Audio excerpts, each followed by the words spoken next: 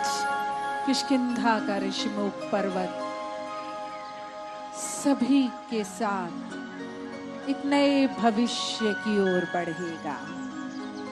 सुग्रीव अपने वानर दल हनुमान, केसरी, नल नील, जामवंत, गवाक्ष, दिवित, मयंक और शरभ के साथ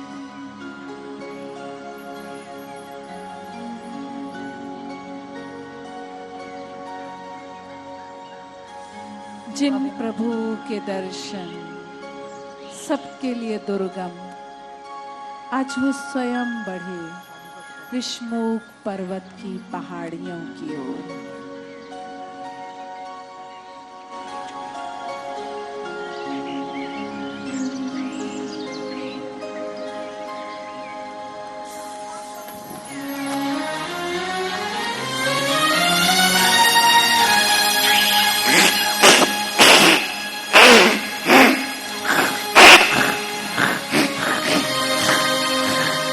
महाराज, दो तपस्वी हमारी ओर बढ़े चले आ रहे हैं।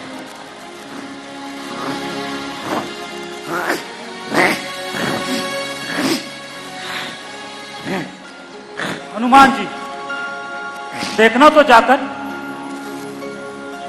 दो पुरुष इस ओर ही चले आ रहे हैं। वैसे तो बाली श्राप के कारण इस पर्वत पर नहीं आ सकता, पर उसे चैन कहां? हनुमान जी, आप जाकर उनका पता लगाएं और संकेत द्वारा मुझे समझाएं। यदि बाली ने उनको भेजा है तो अवश्य ही कोई संकट है। मैं शीघ्र ही इस पर्वत को छोड़ दूंगा। आप निश्चिंत रहे महाराज, मेरे होते आपको कोई किंचित मात्र भी कष्ट नहीं पहुंचा सकता। मैं शीघ्र साधु भेष धारण कर पता लगाता हूं कि वे दो युवक कौन हैं और किस कार्य हेतु यहां आए हैं।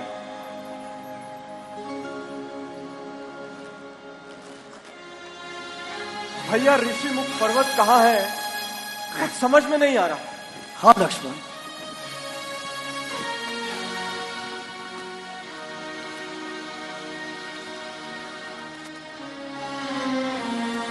भैया, अब हम महाराज सुग्रीव तक कैसे पहुंचेंगे? अरे, वो देखिए भैया, उस ओर देखिए। हाँ लक्ष्मण, कोई तपस्वी साधु हमारी ओर ही बढ़े चले आ रहे हैं। मैं उनसे बात करता हूं। ओम नमः शिवाय। प्रणाम मुनिवर। प्रणाम। इस घने वन में आपसे हमारा मिलन होना ये एक सुखद। क्या आप हमें अपना परिचय दे सकते हैं? पहले आप बताएं, आप कौन हैं? वेश तो तपस्या वाला है। जी, ये है दशरथ नंदन श्री राम और मैं इनका अनुज हूं, लक्ष्मण। तो दशरथ पुत्र श्री राम और लक्ष्मण हो। अगर यदि आप सत्य कह रहे हो तो आप अपने अन्य दो भाइयों का नाम बताएं। जी अवश्य। हमारे भाइयों के नाम है भरत और शत्रुघ्न।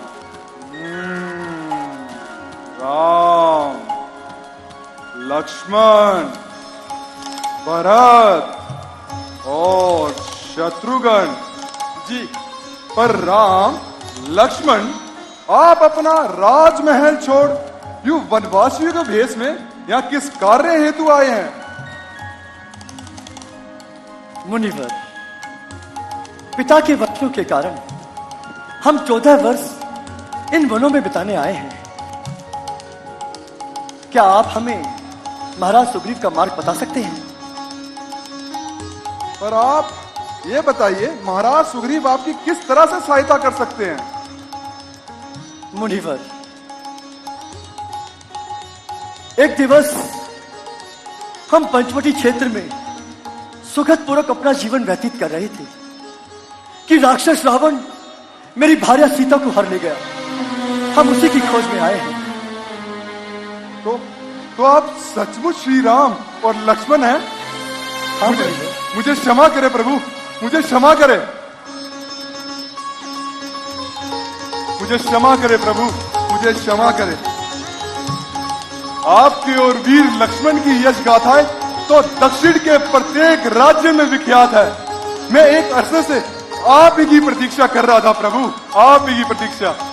मैं महाराज सुग्रीव का सेवक हनुमान आपको नमन करता हूं प्रभु। आगे का रास्ता थोड़ा कठिन है, इसलिए अब आइए मेरे कांधे पर विराजमान हो जाइए। लक्ष्मण, आइए प्रभु, आइए।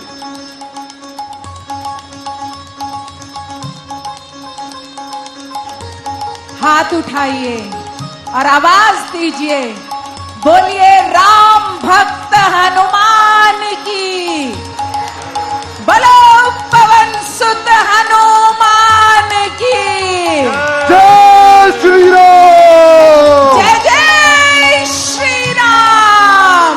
जय श्री राम, जय श्री राम। आज ऋषिमुख पर्वत धन्य हुआ। आइए। महाराज सुग्रीव की जय। महाराज, ये आपके शत्रु नहीं, ये बाली द्वारा भेजे गए दूत नहीं, ये तो अयोध्या महाराज दशरथ के पुत्र श्री राम और लक्ष्मण हैं। ये आपसे मित्रता का प्रस्ताव लेके आए हैं। अभिवादन श्री राम लक्ष्मण। इस ऋषिमुख पर्वत पर आपका स्वागत है। आइए।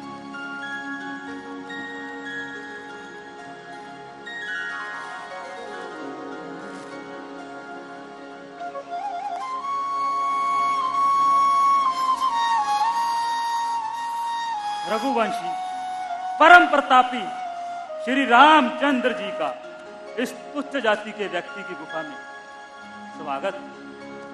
श्री राम, आप जैसे तेजस्वी महाप्रतापी कुमार को इस सुग्रीव से भेंट कर इस कारण आना पड़ा। आप महाराज हैं, महाराज सुग्रीव। श्री से संबोधन करना मुझ जैसे साधारण मनुष्य का परिहास ना करें। आप तो महाराज से भी बढ़कर हैं श्री राम।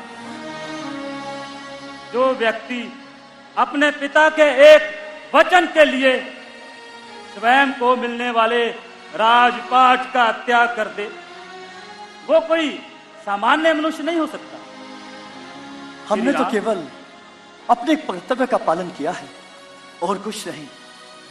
कर्तव्य पालन के लिए 14 वर्ष का वनवास स्वीकार कर लेना यह किसी साधारण मनुष्य के लिए असंभव है।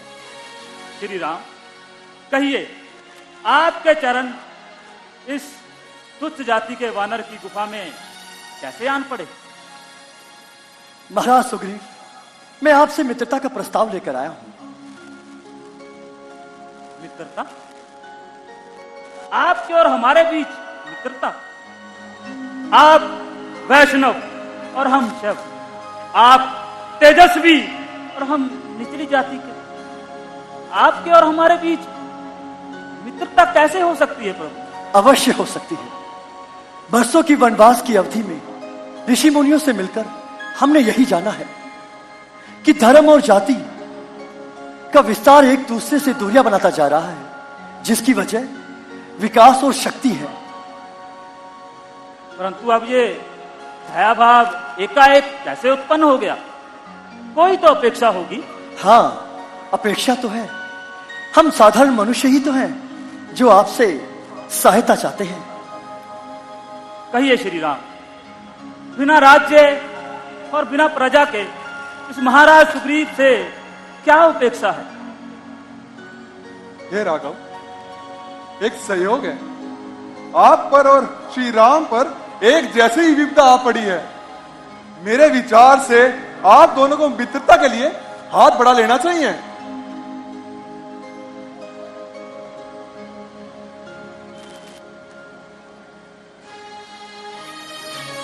श्री राम, हम आपके बारे में सब जानते हैं।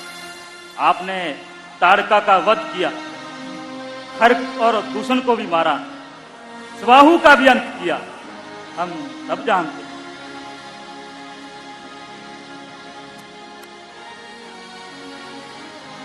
महाराज सुग्रीव, श्री राम, आप दोनों इस अग्नि को साक्षी मान एक दूसरे को मित्रता का वचन दीजिए।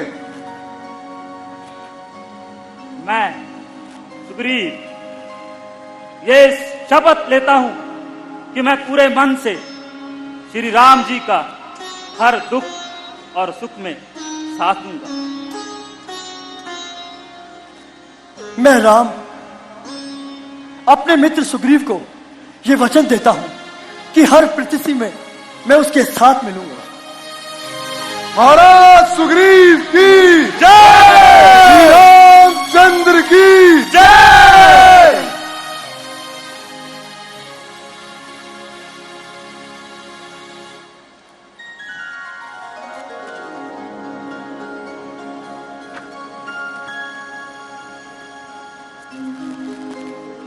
और इस प्रकार ऋषिमुख पर्वत पर एक नई मित्रता का अध्याय आरंभ हुआ। महाराज, वो राक्षस रावण महाबलशाली है, अन्य शक्तियों का ज्ञाता, इस ब्रह्मांड के सबसे शक्तिशाली राजाओं में से एक है। तो क्या आप उस रावण के राज्य से परिचित हैं? उसके राज्य तक पहुंचने में हमारा मार्गदर्शन कर सकते हैं? कुमार लक्ष्मण, रावण के कई राज्य हैं। वो पवन वेग से आकाश में उड़ने वाले विमान से चढ़ पड़े गमन राज्य के घूमता रहता है। हाँ, याद आया, याद आया। मेरे वानरों ने एक स्त्री को आकाश मार्ग से जाते हुए रुदन करते हुए देखा था। हाँ।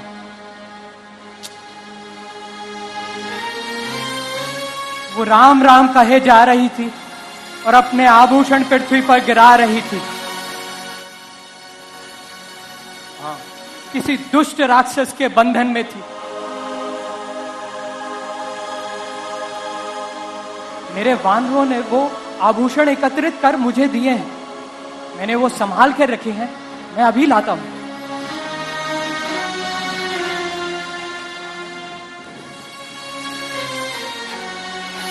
भैया, इनकी बातों से तो ऐसा प्रतीत होता है कि ये आभूषण भाभी माँ के ही होंगे। हाँ लक्ष्मण,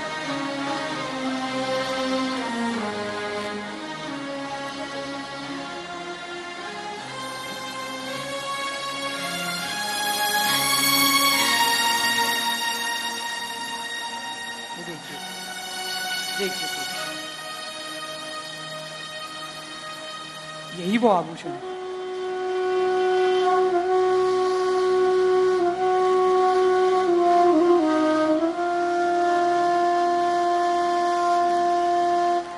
ये तो वही कुंडल है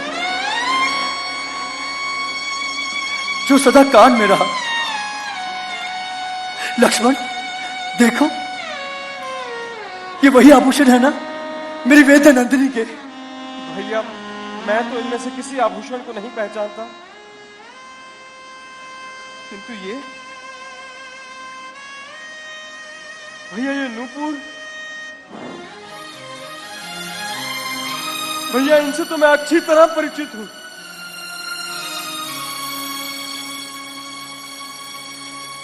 भैया, प्रतिदिन जब मैं भाभी माँ की चरण वंदना किया करता था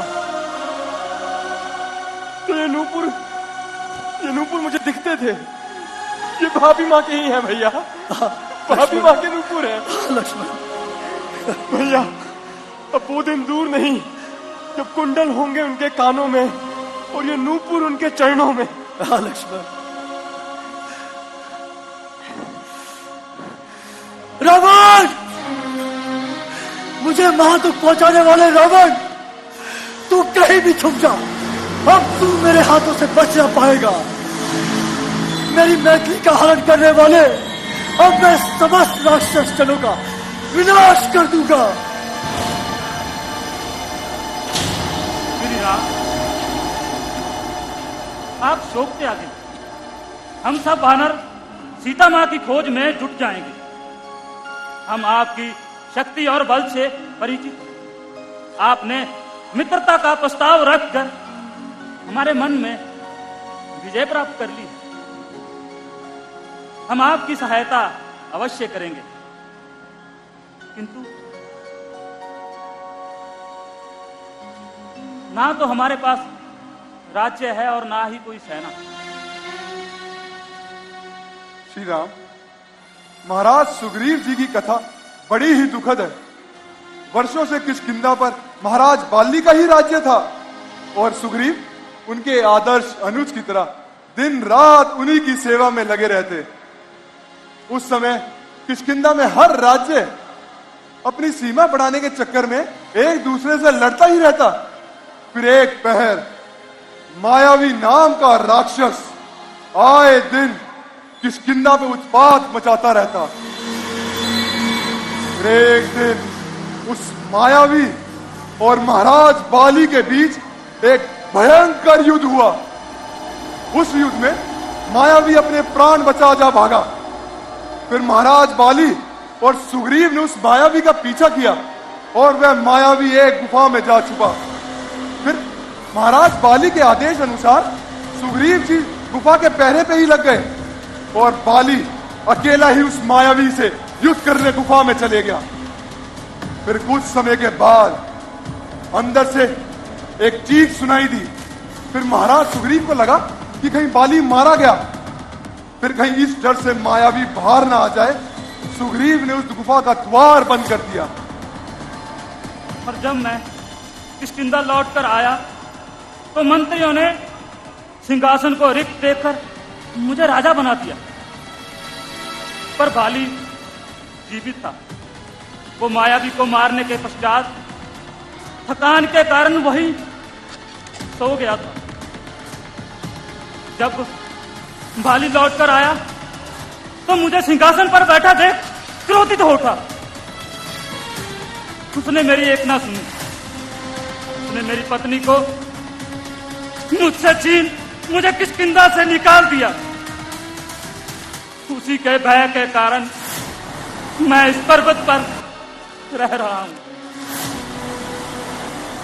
दो भाइयों के बीच मतभेद होना एक बात है, पर अपने छोटे भाई की पत्नी को जबरन अपने पास रखना ये तो नीच कार्य है। प्रभु, मैं सत्य कहता हूं, मुझे राज्य की कोई लालसा नहीं थी, पर उसने मेरे साथ अच्छा नहीं किया। अब ये ज्वाला उसके विनाश के साथ ही मिटेगी। मित्र सुग्रीव, मैं तुम्हें वचन देता हूं, सूर्यास्त होने से पहले तुम किष्किंधा के महाराज होगे। हर हर महादेव।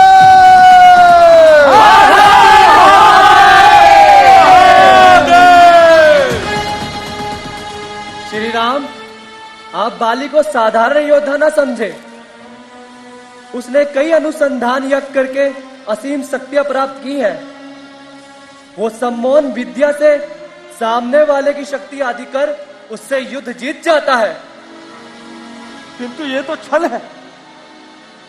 ये तो एक तरह से अपने शत्रु को उसकी आधी शक्तियां ले लेना, ये तो छल है। यहां दक्षिण में ऐसे ही नियम चलते हैं लक्ष्मण। बस किसी ना किसी प्रकार शत्रु पर विजय। जो योद्धा युद्ध में छल का प्रयोग करता हो, उसके साथ छल करने में कोई भेद नहीं। फिर भी भैया, ये तो नियमों के विरुद्ध हुआ ना। हाँ, नियमों के विरुद्ध। बाली एक व्यभिचारी कपटी व्यक्ति है, जिसने अपनी सम्मोहन विद्या से अनेकों सौर वीरों को परास्त कर मौत के घाट उतारा है। क्या उन्हें दंड नहीं मिलना चाहिए? मिलना चाहिए भैया।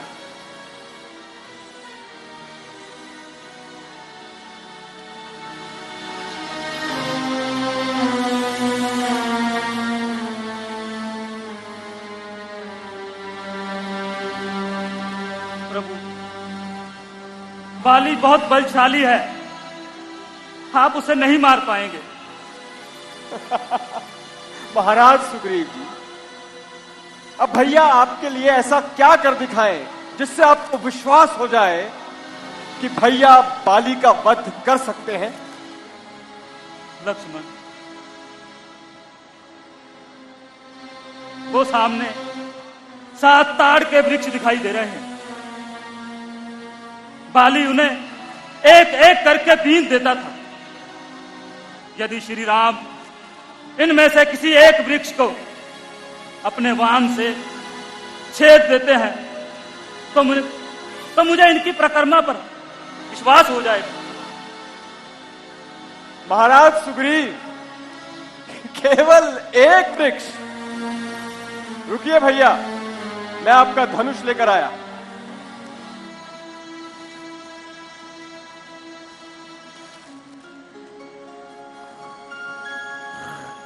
शायद जीवन में परीक्षा भी मित्रता का नया संवाद बनने लगी। और अब ऐसा क्या होगा जो ये मित्रता प्रबल और आनंद से भरपूर होगी। मेरे बाण के सम्मुख जितने भी वृक्ष आएंगे सब के सब कट जाएंगे।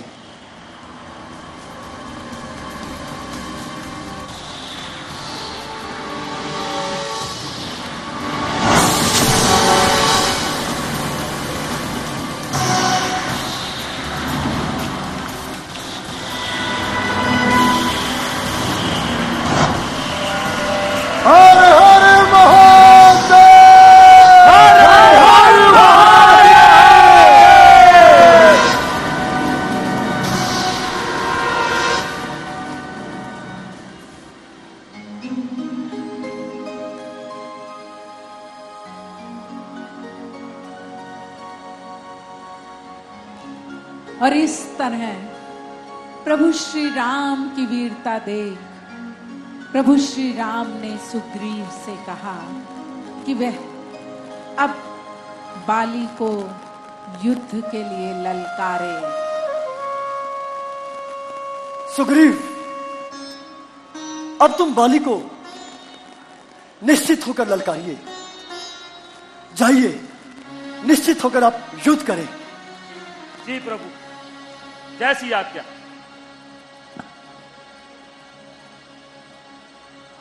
मंत्री जी, हमें किष्किंधा को और भव्य बनाना है। बाली! ओ बाली! बाहर निकल! तूने मुझे बहुत कष्ट पहुंचाया है। आज सुग्रीव अपना सारा हिसाब पूरा करने आया है। बाहर निकल! लो देख लो, आज इसे उल्टी फिर समाई है। लगता है मृत्यु इसे स्वयं खींच लाई है।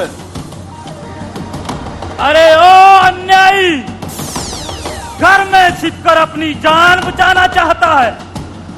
पाप का फल भोगने के लिए बाहर क्यों नहीं आता है? बाहर निकल और अपनी भुजा का बल दिखला। अरे ओ गौर, तुझे लज्जा नहीं आई? तूने अनेकों बार मेरे सामने भागकर जान बचाई। आज सब पता चल जाएगा कायर कौन है और भागकर जान बचाने वाला कौन। तो ठीक है, अभी आता हूं और तेरी गीदड़ धमकियों को मिट्टी में मिलाता हूं। और इस तरह श्री राम की आज्ञा के अनुसार जब सुग्रीव बाली के राज दरबार में पहुंचकर उन्हें गर्जन से आवाज देने लगे, तो बाली अपनी उस राजमहल से बाहर निकला। क्रोध से उसके नेत्र लाल हो चुके थे। देख, अब कौन भाग कर जान बचाता है? बच निकल भागा अब तलक, छल से, कपट से, घात से। आज न बचने पाएगा हरगिज मेरे हाथ से। तूने मेरे सम्मुख आकर आज बहुत बड़ी भूल की है। भूल तो मैंने बहुत पहले की थी। जो हमारा किष्किंधा, हमारा नहीं सुग्रीव, मेरा किष्किंधा, जिसे तूने हड़पने का प्रयत्न किया था। मैंने ऐसा कोई प्रयत्न नहीं किया था। मुझे लगा था कि तुम गुफा में ही मर गए हो। तुझे लगा था या तू चाहता था? तुमने मेरी पत्नी, मेरी रूमा, उसको मुझसे छीना। जिसकी भुजाओं में बल होता है कायर, वो ही समस्त संसार पर राज करता है। ये सोच मेरे भाई की नहीं, ये सोच उसके शासन की नहीं है, ये सोच उसके आतंक की है। मैं तुम्हें मारना नहीं चाहता, पर अब तुमने मेरे लिए और कोई रास्ता भी नहीं छोड़ा।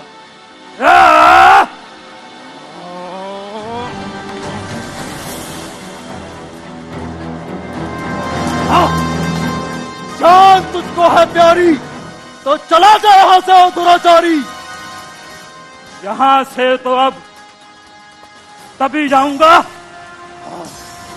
जब तुझे मारूंगा या खुद मर जाऊंगा।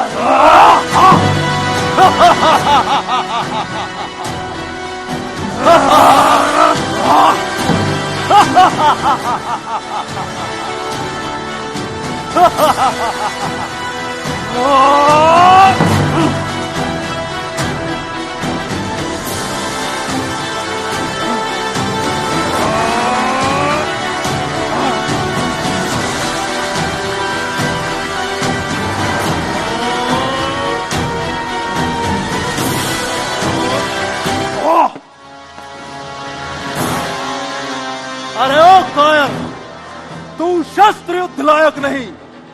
तुझे अब मैं मल्ल युद्ध से देखूंगा। आजा।